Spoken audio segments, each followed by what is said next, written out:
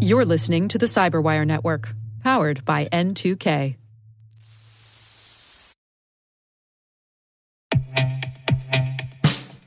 And now, a message from Cyberbit.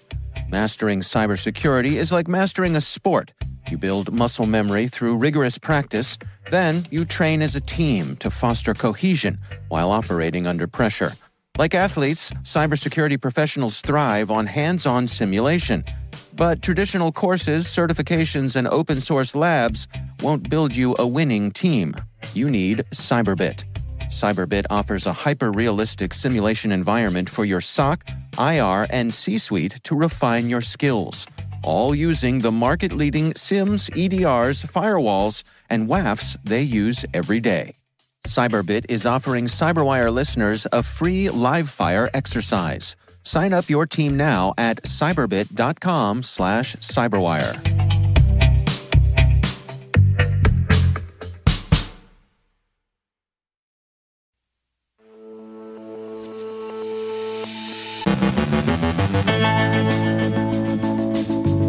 Project Fortress looks to protect the U.S. financial system. News from San Francisco as RSA Conference winds down. Dell warns customers of compromised data. Google updates Chrome after a 0-day is exploited in the wild. Colleges in Quebec are disrupted by a cyber attack. CopyCop uses generative AI for misinformation. The FBI looks to snag members of Scattered Spider. Betsy Carmelite, principal at Booz Allen, shares our final Woman on the Street today from the 2024 RSA Conference. Our guest is Deepen Desai, Chief Security Officer at Zscaler, joining us to offer some highlights on their AI security report. And a solar storm's a-comin'.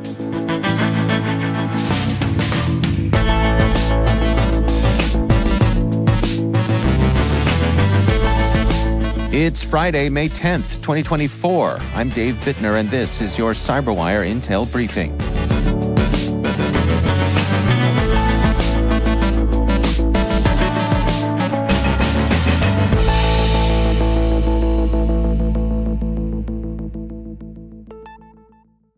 Happy Friday, everyone. It is great to have you here with us. The U.S. federal government has teamed up with Wall Street to form Project Fortress, a cybersecurity alliance aimed at protecting the U.S. financial system from cyber attacks. Announced in a letter to bank CEOs by Deputy Treasury Secretary Wally Adeyemo, the initiative combines defensive strategies such as vulnerability scans and automatic threat feeds with offensive actions, including the deployment of Treasury's sanctions team and law enforcement. This collaboration underscores the heightened cyber threats to the economy and emphasizes consequences for attackers.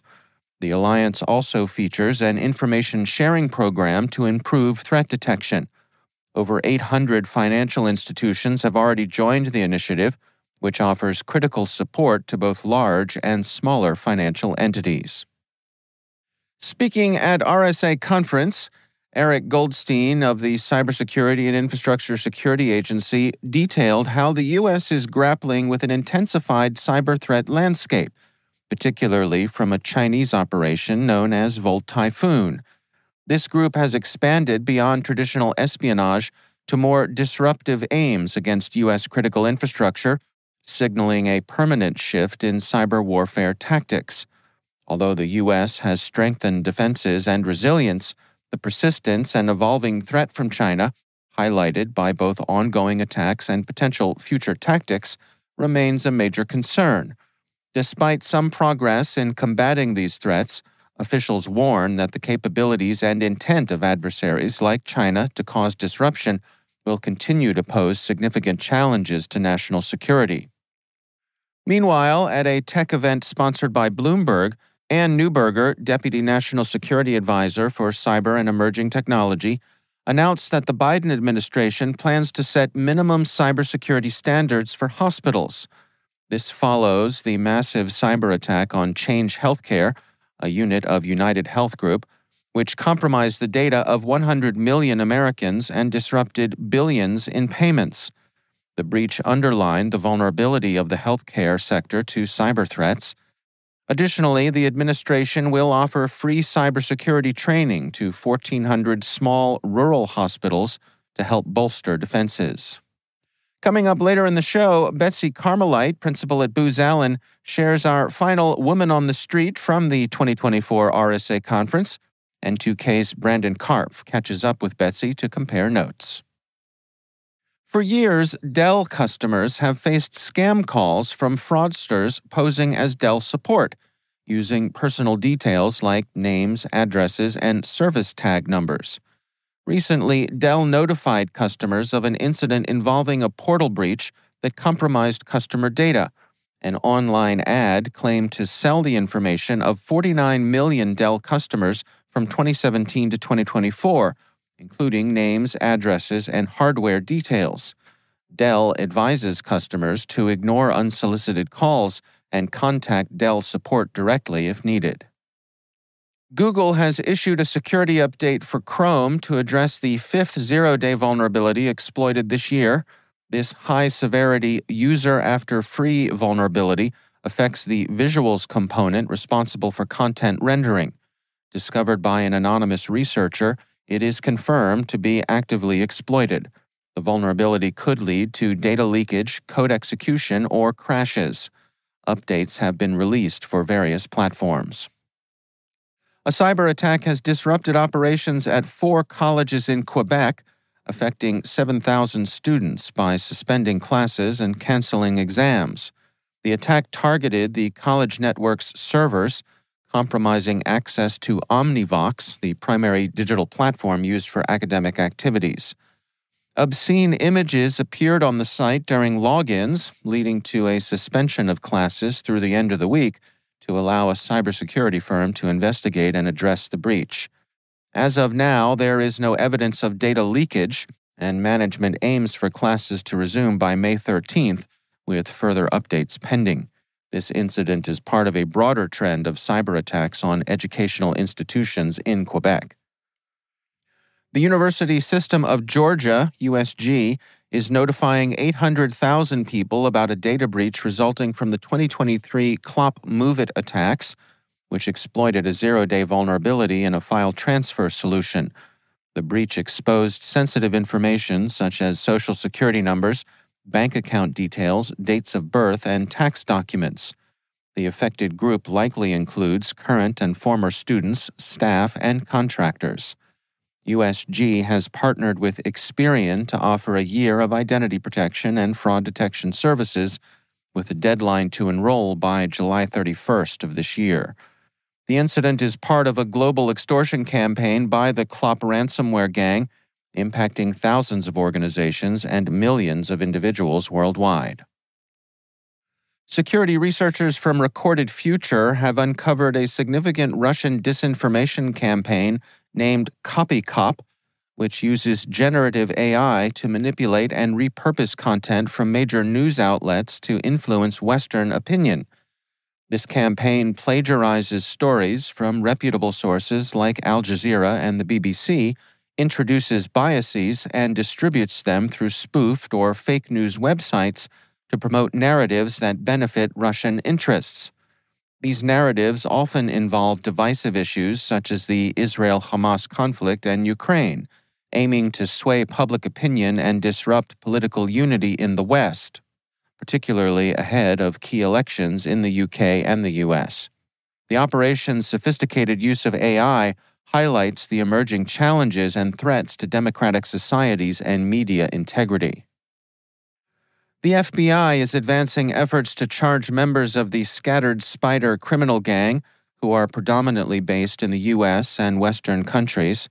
The group notably compromised systems of major casino operators like MGM Resorts and Caesars Entertainment, demanding large ransoms.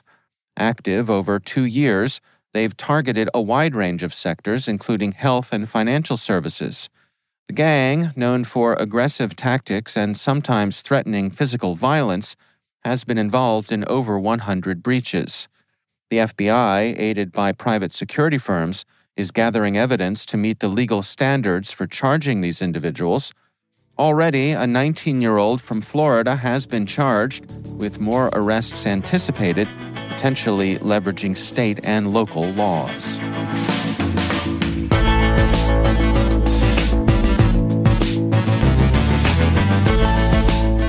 Coming up after the break, our own Brandon Karpf catches up with Betsy Carmelite from Booz Allen to compare notes about RSA Conference. Deepen Desai, Chief Security Officer at Zscaler, joins us to offer highlights from their AI security report. Stay with us.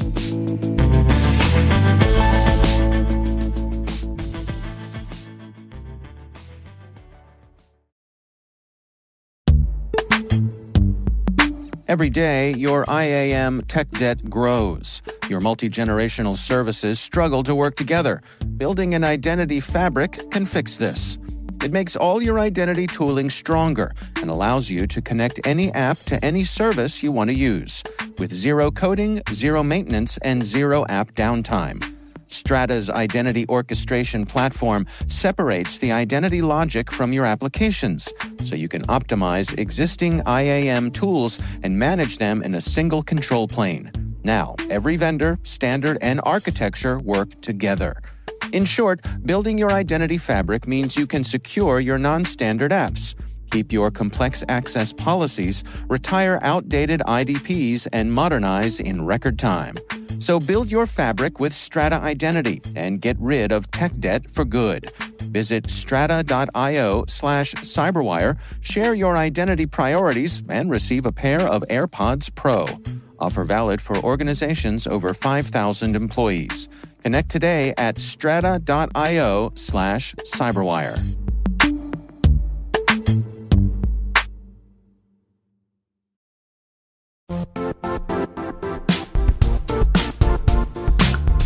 The IT world used to be simpler. You only had to secure and manage environments that you controlled. Then came new technologies and new ways to work. Now, employees, apps, and networks are everywhere. This means poor visibility, security gaps, and added risk. That's why Cloudflare created the first-ever connectivity cloud. Visit cloudflare.com to protect your business everywhere you do business.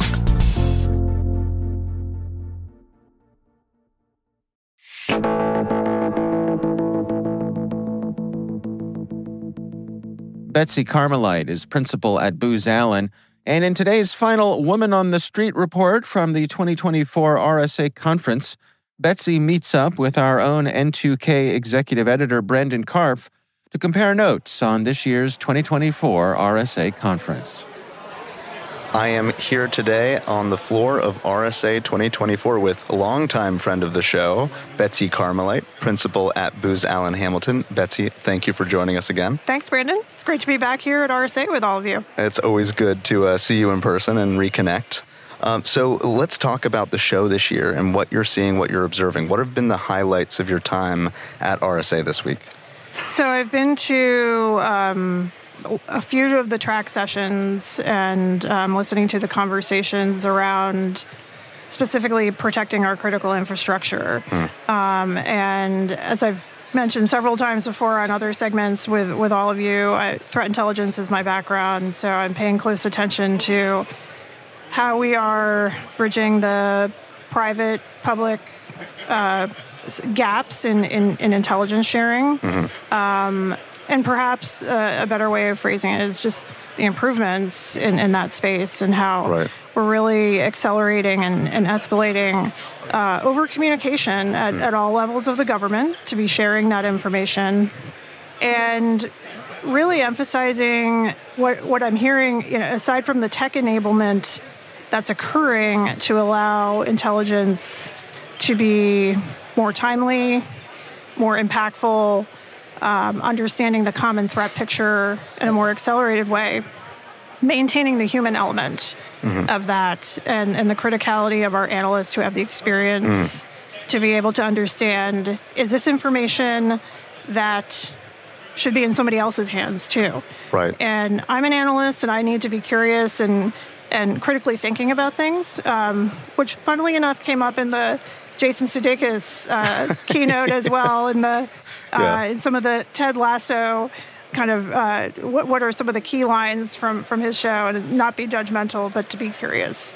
And certainly that's what we always look for in intelligence analysts. But does this information help the common threat picture? Should I be sharing that information with somebody other than my immediate circle, because somebody probably doesn't know this information that I'm sitting on, and having those trust relationships to be able to know who to go to share that information. And I'm glad you brought up trust. I was just about to ask you, historically, one of the biggest challenges we've faced in threat intelligence and information sharing is that trust. Have you had conversations? Have you heard more about how we're going about building these trusted relationships, trusted partnerships, and actually designing a system that we can have implicit trust in?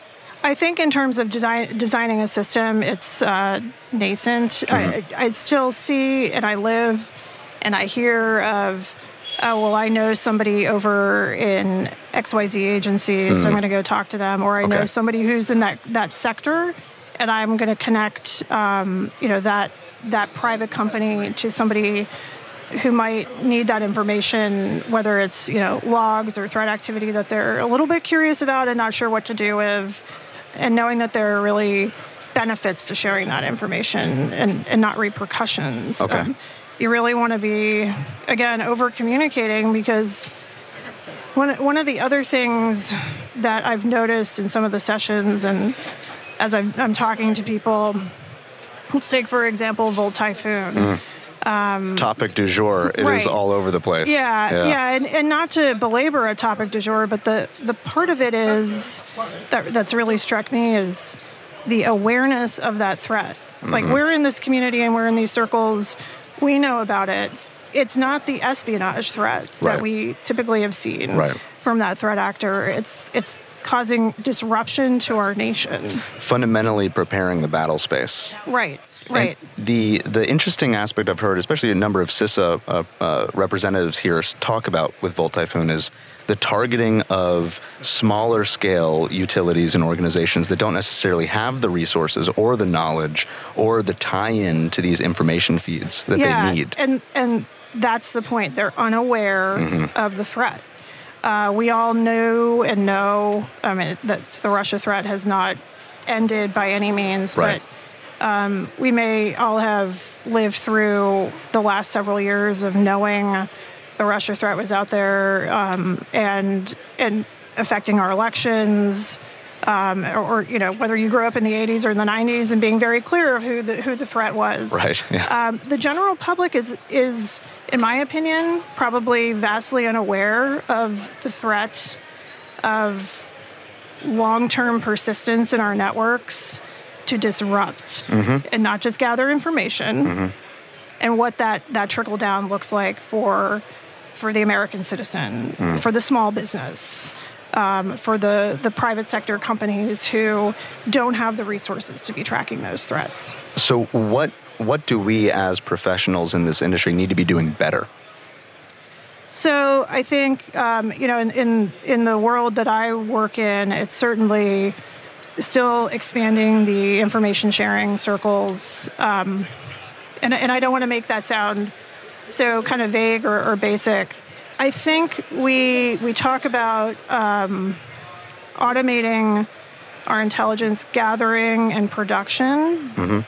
We still need to have the human analyst who is ready to dive in to the criticality of the threat and follow the threads that they're seeing. I think some analysts, and it's a tendency, I think, of just studying a topic, whether you've studied researched a topic in college or whether you've followed a campaign for a long time as an analyst. I think a tendency can come to be like, oh, this is my area, this is the only thing I'm focused on, and I kind of don't stray away from the borders of my research topic. Right. I think being curious beyond those borders and understanding that your skills and your critical thinking can be applied to other threats, other common threat pictures, to inform, or even just your your analytic processes and how you go about performing the research and collection and the analysis, share that with your colleagues so that, hey, I'm sitting in my little topic area. I need to share that with other people because it may be helping an analytic process somewhere else in my team, within the agency I'm working with, within the company I'm working with. Just some of the process and operations sharing, I think, is really critical. But just the critical thinking around, I'm doing this, I think I should share it with somebody else, whether it's data, whether it's my intelligence analysis production, whether it's my process. So really what I've heard you identify is that thing that we can do better is oriented around the human element of the operations and the activities. Right. And I see tech as a huge enabler. Of course. I'm not conveying a message of, we're doomed and, tech is not here to assist us at all. Like that is absolutely counter to where we see our need to accelerate missions for clients and just the benefits of tech. But keeping the tech and the outputs in check, and having those humans validating the end product. I think when you tie what you just said with what we were talking about earlier about trust, bringing the human element allows us better modalities of trust and more opportunities to build trusted relationships. Yes, I would say 100%. I mean, I think about, even why are we here? This week at RSA, we are meeting people. There are thousands of people here. We could do this virtually for sure. Some attendees are doing this virtually. But why are we here? We're here to make networks and connections and, kind of revitalize some connections in some case. Like I'm seeing colleagues here that I've worked with for 20 years. And it's great. And we're still comparing notes. We're still saying, hey, I have this problem in my space. What do you think? Oh, we have to keep in touch because I'm still seeing that too. And let's figure out some of those problems together. So if you just think about the human element at RSA, we're living that every day here as well. Yeah, right. We're experiencing it. Yeah. Building trust with each other as we make, new connections and maintain old ones. So when you go home at the end of this week, what is going to be your biggest takeaway? That I am definitely going to maintain my curiosity about everything that I'm seeing here. I see a lot of products. I was in the RSA sandbox watching the competition the other day. All right. Those companies had 3 minutes to pitch something. Yeah. I really don't know that much about what they were pitching, so I'm curious. I'm going to go back and look into my notes and research some of these things. And we will have Reality Defender on the show in a few weeks. So. Really interesting to see the whole reveal at the end. But I give those companies a lot of credit, and I know that they're rapidly trying to accelerate what they're trying to do. So I'd like to remain curious about some of these products that we're seeing, but also really remain curious about some of the people I've met here, where we can continue to work together to make intelligence sharing and the process a lot better.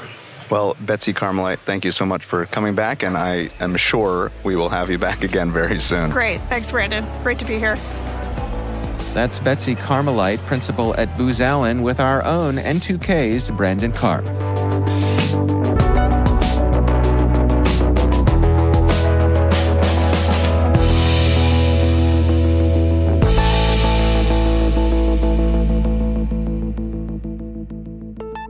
Deepen Desai is the Chief Security Officer at Zscaler, and he and his colleagues recently released the Zscaler Threat Labs 2024 AI Security Report. Deepen, welcome to the show. I would love to start out with some high-level stuff here. What prompts the creation of this report? Yes, thank you, Dave, for inviting me here. So to give you background, what the team did is we looked at all the AI/ML transactions that were observed in Zscaler Cloud from April of 2023 up until January 2024. And the goal over here is to look at three areas. Number one is, what does that AI adoption looks like in the enterprise. We hear a lot of things out there, a lot of news stories. AI is definitely at the top in a lot of the news cycle, hype cycle. But is it really translating into adoption? So that was number one bucket. Number two is, are we seeing threats that are occurring because of the advancement in AI technology? And number three is to power all the security professionals with data-driven insight to make decisions on where and how to invest in AI-powered security defense as well. So that was the intent of the report. We looked at about 18 billion transactions. That's what the activity translated to. And this was a staggering nearly 600% growth in just 9 months from April to January. Wow. In enterprise AI/ML transactions. So one more data point that I'll share is we were seeing about 500 million transactions every month in April of 2023. And now it's 3.1 billion. Well, as of the report, it was 3.1 billion in January, and it continues to grow even after that. When you say transactions, what does that mean? Is that a phishing attempt? So when I say transactions, these are connections going to AI applications on the internet. So think of these as AI as a service apps. It could be ChatGPT, it could be Drift, OpenAI, any of those destinations which we have attributed as AI tools. So that's what I'm referring to when it comes to AI/ML transactions. I see. So let's dig into the report itself here. I mean, what are some of the things that caught your eye? Right. So not surprising, but it's still very, very staggering number, 600% growth.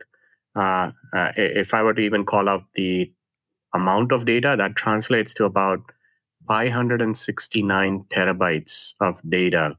Right. So that's a lot of it. It clearly calls out that AI apps, and majority of this is fueled by the advancements in generative AI. It has become part of the enterprise fabric, right? And then we have data to back that claim. It is no longer a thing that enterprises are just experimenting or POCing. There is definitely widespread adoption that we're noticing based on the data that we're seeing. ChatGPT undoubtedly was number one. That's where, yes, there was a lot of experiment, but there is also a lot of usage in day-to-day operation. Many of the organizations deployed private version of ChatGPT, which will be hosted in Azure AI, or there are other options as well. This is where they will make sure none of their data hits the public ChatGPT version. The third key trend that I'll call out is in terms of the region where we saw a lot of adoption. US was definitely at the top, followed by India and then UK. That's where we saw significant spikes in the AI/ML related activity. And so for security professionals, what are the concerns here? What are the things that, the decisions that this data informs?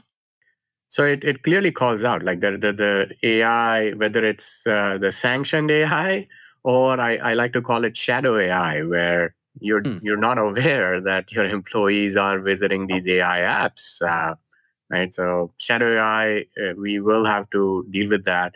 But in terms of risks, I see it in two major buckets. Number one is the risks around your intellectual property data, right? The data that is leaving your environment if it comes to AI as a service apps, whether it's ChatGPT or any other apps out there. If your employees are submitting data, sensitive data, let's take an example of an engineer, submitting a code snippet, asking ChatGPT to beautify it or add comments or find issues or rewrite in another language. That code snippet, if it was sensitive to your organization, it's now part of a public model, right? So it's basically getting leaked. So number one risk is the leakage of accidental leakage of your intellectual property information, finance data, code snippets. It could be any of that.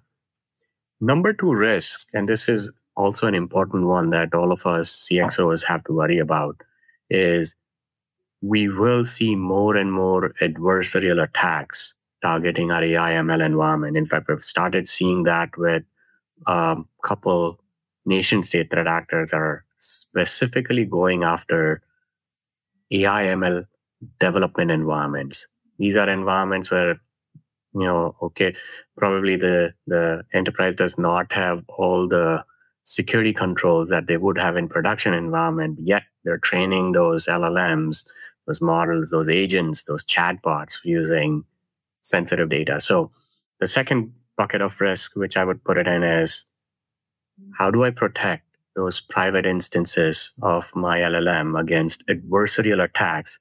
And that could lead to things like data poisoning, data leakage, hallucination, toxicity. There's like all kinds of new risks that comes up when you're building a chatbot, for instance, and then you're going to post it on your public site to serve a business function. If that bot starts misbehaving, it can even lead to your brand reputation problem.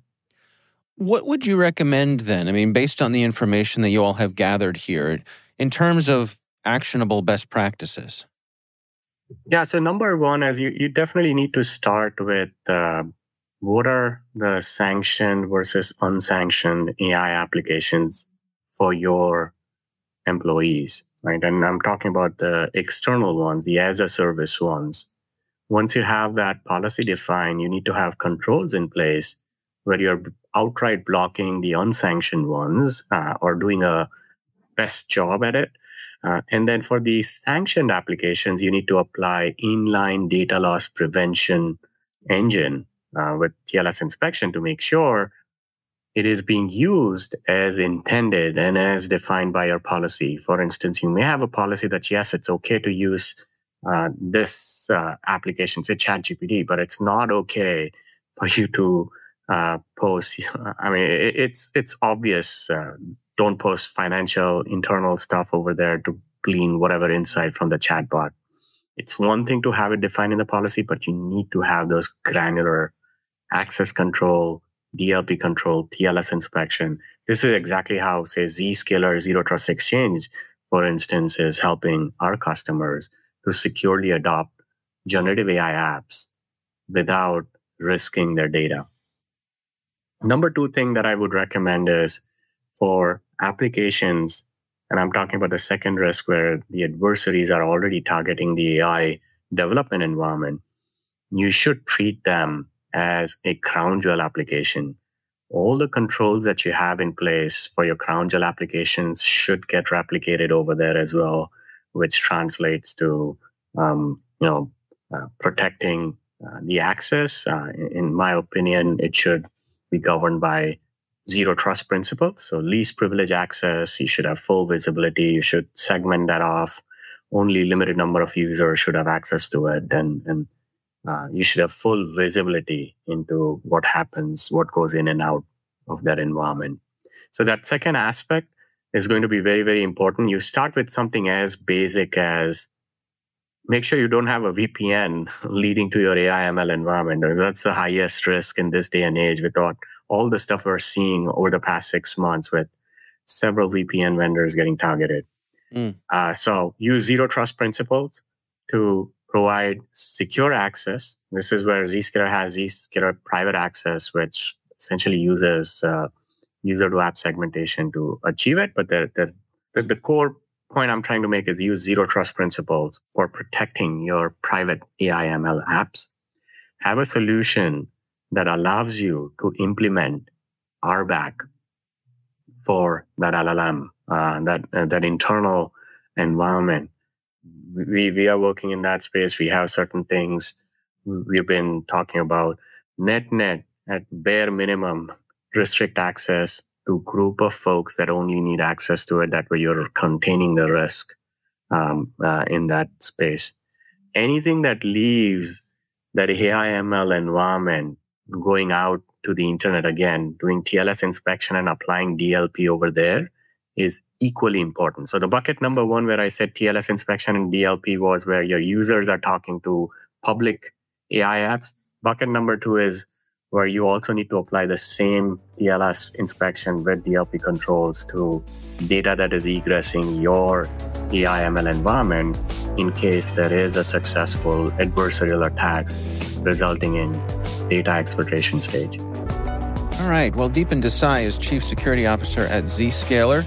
Deepen, thank you so much for joining us.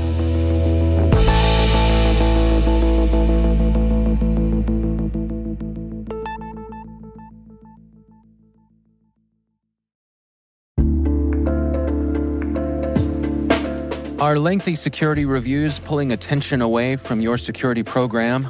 With the largest network of trust centers, Vanta can help you streamline security reviews to win customer trust, save time, and close deals fast.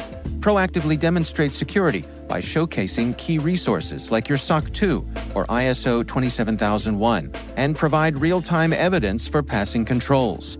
And when a security questionnaire is required, Vanta takes the first pass for you. Visit vanta.com/cyber to take a self-serve tour. That's vanta.com/cyber.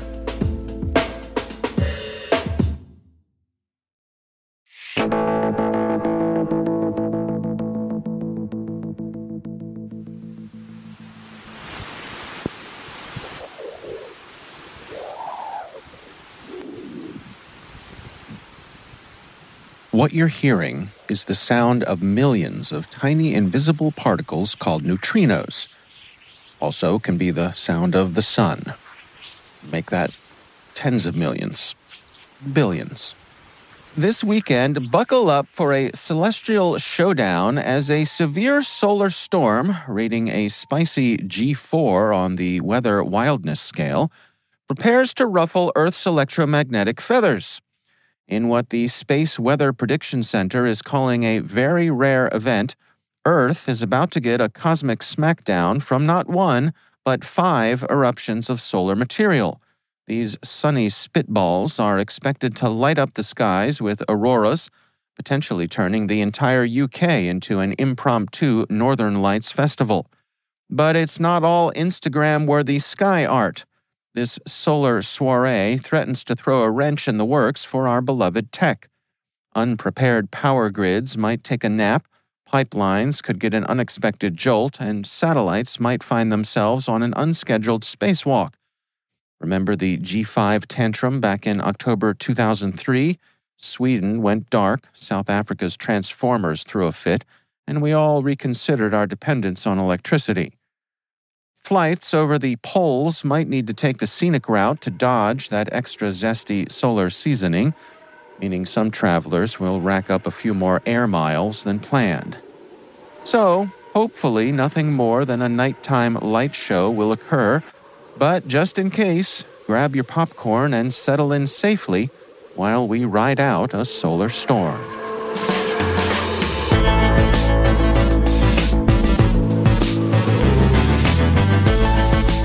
And that's the CyberWire. For links to all of today's stories, check out our daily briefing at thecyberwire.com. Be sure to check out this weekend's Research Saturday and my conversation with Dick O'Brien from Symantec's Threat Hunter team. We're discussing Graph, growing numbers of threats leveraging Microsoft APIs. That's Research Saturday. Check it out. We'd love to know what you think of this podcast. Your feedback ensures we deliver the insights that keep you a step ahead in the rapidly changing world of cybersecurity. If you like our show, please share a rating and review in your podcast app. Please also fill out the survey in the show notes or send an email to cyberwire@n2k.com. We're privileged that N2K CyberWire is part of the daily routine of the most influential leaders and operators in the public and private sector, from the Fortune 500 to many of the world's preeminent intelligence and law enforcement agencies. N2K makes it easy for companies to optimize your biggest investment, your people. We make you smarter about your teams while making your teams smarter. Learn how at n2k.com. This episode was produced by Liz Stokes. Our mixer is Trey Hester, with original music and sound design by Elliot Peltzman. Our executive producer is Jennifer Iben. Our executive editor is Brandon Karp. Simone Petrella is our president. Peter Kilpie is our publisher. And I'm Dave Bittner. Thanks for listening. We'll see you back here next week.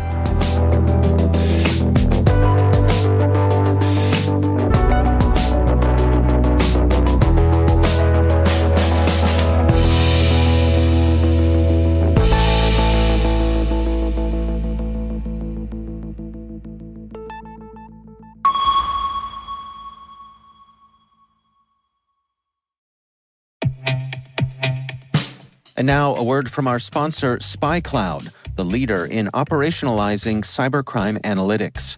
Traditional threat intelligence is a thing of the past. Cyber criminals are stealing vast amounts of credentials, session cookies, and financial data every day, and it's hard to keep up. SpyCloud is the trusted partner businesses turn to fully understand their darknet exposure risk and neutralize threats before it's too late. SpyCloud alerts your organization as soon as an employee or customer's data appears on the dark net, so you can act faster than bad actors to prevent cyber attacks like ransomware, session hijacking, account takeover, and online fraud. With insights from the industry's largest repository of recaptured data, protect the digital identities and systems most important to your business. Get your free corporate darknet exposure report at spycloud.com/cyberwire and see what information criminals have in their hands today. That's spycloud.com/cyberwire.